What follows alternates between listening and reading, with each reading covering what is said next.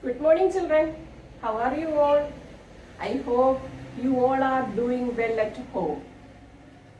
Are you following the 3 precautions you should be taking during COVID-19? Okay, good. Then, can you tell the 3 precautions? Yes, first one, stay home. Second one, wear mask. Third one, whenever you go out, wash your hands at least for 20 seconds with hand wash or soap at regular intervals. I welcome you all to the moral science class. So this is your moral science textbook, Art of Living. This is your moral science textbook, Art of Living. Have you got this textbook? Okay. So, tell me one thing. Have you seen God? നിങ്ങൾ ദൈവത്തെ കണ്ടിട്ടുണ്ടോ? I have not seen. But my question is, have you seen air? Have you seen sound? No, I have not seen. Okay? But I know my parents had told me, my teachers had told me, and we have studied in science. നിങ്ങൾ air കണ്ടിട്ടുണ്ടോ? ഇല്ല. സൗണ്ടോ? ഇല്ല. പക്ഷെ നമ്മുടെ parents നമ്മളോട് പറഞ്ഞിട്ടുണ്ട് അതിനെപ്പറ്റി, teachers പറഞ്ഞിട്ടുണ്ട്, സയൻസിൽ നമ്മൾ പഠിച്ചിട്ടുണ്ട്. Yes, all these things are there. Sound is there, air is there, and many things are there which are not seen. Okay, in the same way, God is also there. He is everywhere. He is watching us. He is watching what we are doing. What we are doing good. What we are doing bad. He is watching everybody. So, some spiritual power is there. Who is always watching us. Who is always helping us. Taking care of us. Okay? Now I am going to teach you chapter 1. So all of you please open your moral science textbook. Chapter 1. God's plan about me. Chapter 1. God's plan about me. So first I am going to read the lesson. You listen it carefully. So first paragraph, okay? God has created everything in this world. God has a plan for each one of us. We should know about God's plan and work hard to fulfill His plan. He knows to give us what is best in this world. Everything that happens to us is because God has allowed it to happen in our life. നമ്മുടെ എർത്തിലുള്ള എല്ലാ ജീവജാലങ്ങളും, അതായത് all living and non living things എല്ലാം ആരുടെ സൃഷ്ടിയാണ്? Yes, God. നമ്മളെ ഓരോരുത്തരെ പറ്റിയും ദൈവത്തിനൊരു ലക്ഷ്യമുണ്ട്. നമ്മൾ ആ ലക്ഷ്യം മനസ്സിലാക്കി അത് നേടിയെടുക്കുവാൻ വേണ്ടി ഹാർഡ് വർക്ക് ചെയ്യണം, കഠിനാധ്വാനം ചെയ്യണം.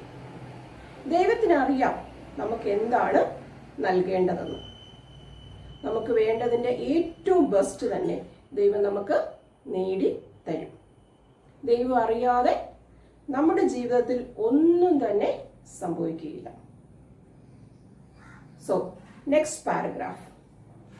once there was a man who had great faith in God. His name was Ramu.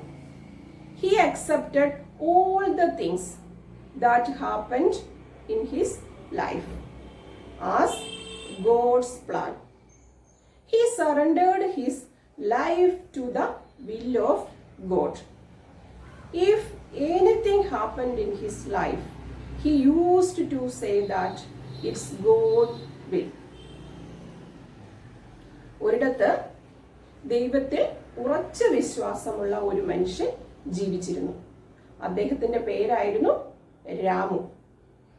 അദ്ദേഹത്തിന്റെ ജീവിതത്തിൽ എന്തു തന്നെ സംഭവിച്ചാലും അത് ദൈവത്തിന്റെ ഹിതം അനുസരിച്ചാണ് എന്ന് വിചാരിച്ച് അദ്ദേഹം അതിനെ സന്തോഷത്തോടെ സ്വീകരിച്ചിരുന്നു. അദ്ദേഹത്തിന്റെ ജീവിതം തന്നെ ദൈവത്തിന് മുന്നിൽ സമർപ്പിച്ചിരുന്നു. അദ്ദേഹത്തിന്റെ ജീവിതത്തിൽ സംഭവിക്കുന്ന എല്ലാത്തിനെയും അദ്ദേഹം ദൈവത്തിന്റെ ഹിതമനുസരിച്ചായിരുന്നു എന്ന് വിശ്വസിച്ചിരുന്നു. Then, the third paragraph. One day, he fell down from his horse and broke his legs. When his friends asked about it, he said that it was God's will. By hearing his answer, his friends laughed and left him. ഒരു ദിവസം കുതിരപ്പുറത്ത് നിന്ന് വീണ് അദ്ദേഹത്തിന്റെ കാലുകൾക്ക് ഒടിവ് സംഭവിച്ചു. അതിനെപ്പറ്റി അദ്ദേഹത്തിന്റെ ഫ്രണ്ട്സ് രാമുവിനോട് ചോദിച്ചു. രാമു പറഞ്ഞു, എന്താണ്, ദൈവത്തിന്റെ ഹിതം ഇങ്ങനെയാണ്, അതുകൊണ്ടാണ് എൻ്റെ കാല് ഒടിഞ്ഞത്. ഇത് കേട്ടപ്പോൾ രാമുവിന്റെ ഫ്രണ്ട്സ് രാമുവിനെ കളിയാക്കി. Then, next paragraph. After a few days, their country had to face a big war. The army was not sufficient to fight against the enemies. So the king asked all the young people to come forward and join the army for the safety of the country. കുറെ അന്ന് രാജഭരണമായിരുന്നു നിലനിന്നിരുന്നത്. കുറെ ദിവസങ്ങൾക്ക് ശേഷം ആ രാജ്യത്ത് ഒരു യുദ്ധം ഉണ്ടായി. അപ്പൊ ആ രാജ്യത്ത് ഓരോ രാജ്യത്തും നമുക്കറിയാം, നമ്മുടെ ഇവിടെയാണെങ്കിലും നമ്മുടെ ഇന്ത്യ ആണെങ്കിലും സംരക്ഷിക്കുന്നതിന് വേണ്ടി പട്ടാളക്കാരുണ്ട്. അതുപോലെ തന്നെ ആ രാജ്യത്തെയും സംരക്ഷിക്കുന്നതിന് വേണ്ടി പട്ടാളക്കാരുണ്ടായിരുന്നു. പക്ഷെങ്കിൽ ആ സമയത്ത് അതിന് മതിയായ ആൾക്കാർ, പട്ടാളക്കാരുടെ എണ്ണം വളരെ കുറവായിരുന്നു. അതുകൊണ്ട് തന്നെ ചെറുപ്പക്കാരായിട്ടുള്ള എല്ലാ ആൾക്കാരെയും രാജാവ് സൈന്യത്തിലേക്ക് ചേരാൻ പറഞ്ഞു. All the young people were called to join the army except Ramu. The king allowed him to take rest. The king won the war, but Ramu's friends were all killed by the enemies. Ramu was very sad about this news, but he accepted everything as God's plan. He thought to himself, if my legs were not broken, I would have lost my life.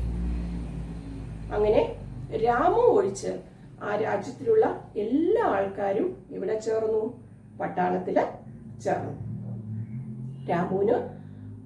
രാമുവിന്റെ കാലൊടിഞ്ഞിരുന്നതിനാൽ രാമുവിന് വിശ്രമം അനുവദിച്ചു.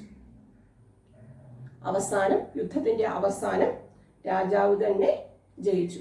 പക്ഷെങ്കിൽ രാമുവിന്റെ കൂട്ടുകാരെല്ലാം തന്നെ ശത്രുക്കളാൽ കൊല്ലപ്പെട്ടു. ഈ വാർത്ത കേട്ടപ്പോൾ രാമുവിന് വളരെയധികം സങ്കടമായി. പക്ഷേ രാമു ആ വാർത്തയെ അംഗീകരിച്ചു. എന്താണ് അത്? ദൈവത്തിന്റെ ഹിതം അതായിരിക്കാം. രാമു ചിന്തിച്ചു, എൻ്റെ കാലുകൾക്ക് ഒടിവ് സംഭവിച്ചില്ലായിരുന്നെങ്കിൽ എൻ്റെ ജീവിതവും ഇങ്ങനെ നഷ്ടപ്പെട്ടേനെ. Last paragraph.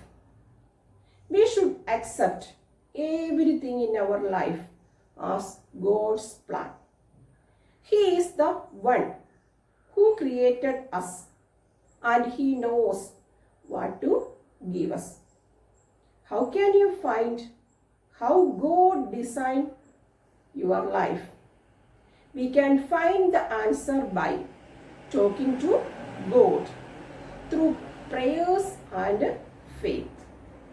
Ask Him about His plan for you and listen to Him. ജീവിതത്തിൽ സംഭവിക്കുന്നതെല്ലാം തന്നെ ദൈവത്തിൻ്റെ ഹിതമനുസരിച്ചാണ്. അതുകൊണ്ട് തന്നെ നമ്മൾ അതിനെ സന്തോഷത്തോടെ സ്വീകരിക്കണം. നമ്മളെ സൃഷ്ടിച്ച ദൈവത്തിന് അറിയാം നമുക്ക് എന്താണ് നൽകേണ്ടതെന്ന്. നമ്മുടെ ജീവിതം ദൈവം എങ്ങനെയാണ് ഡിസൈൻ ചെയ്തിരിക്കുന്നതെന്ന് നമുക്ക് എങ്ങനെ മനസ്സിലാക്കാം? യെസ്, ദൈവത്തിലുള്ള വിശ്വാസം വഴി പ്രാർത്ഥനയിലൂടെ നമുക്ക് ദൈവം നമ്മുടെ ജീവിതം എങ്ങനെയാണ് ഡിസൈൻ ചെയ്തിരിക്കുന്നതെന്ന് മനസ്സിലാക്കാനായിട്ട് സാധിക്കുവാൻ കഴിയും. So the moral of the story is, so children, നമ്മുടെ ജീവിതത്തിൽ ചില പരാജയങ്ങളൊക്കെ സംഭവിക്കും. അതിൽ പതറാതെ ഉറച്ച ദൈവവിശ്വാസത്തോടും പ്രാർത്ഥനയോടും കൂടി നമ്മൾ മുന്നോട്ട് പോവുക. പരാജയങ്ങൾ നമുക്ക് വരാനിരിക്കുന്ന വിജയങ്ങളുടെ മുന്നോടിയായിരിക്കും. സോ ചിൽഡ്രൻ, പ്രാർത്ഥനയാണ് നമ്മുടെ വിജയരഹസ്യം. അതുകൊണ്ട് കുട്ടികളെ, നിങ്ങൾ എല്ലാ ദിവസവും പ്രാർത്ഥിക്കുക. Okay, I am sending the notes of this chapter soon. All of you, please copy the notes into a notebook. See you next week. Thank you.